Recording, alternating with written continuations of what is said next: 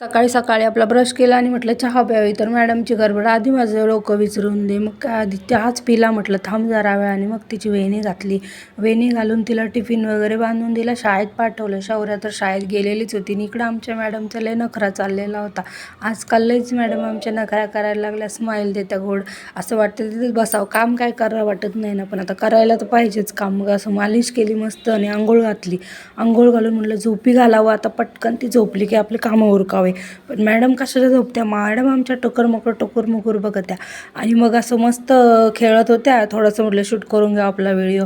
आणि मग थोडंसं नाश्त्याला घेतलं, काहीतरी करावं म्हटलं. यात माझी काही चुकी नाही बरं, भांड्याचाच दोष आहे. भांड्याच चांगलं नव्हतं, मी तर चांगलंच केलं होतं सगळं, असं काही मी म्हणत नाही. ते माझ्याकडूनच जळालं आहे. माझं लक्ष पोरीमध्ये होतं ना, त्यामुळं. आणि मग इकडं अशा कामं करायला घेतली. आणि दुपारी आमची शौर्य आली शाळेतून. मग अशी दीदीसोबत मस्त्या करत होती आमची क्रिशा.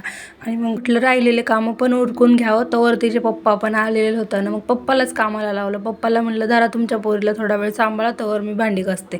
मग काय असं मस्त पप्पाचा आणि पोरीचा असा लाड चाललेला होता इथं असं उभं राहून.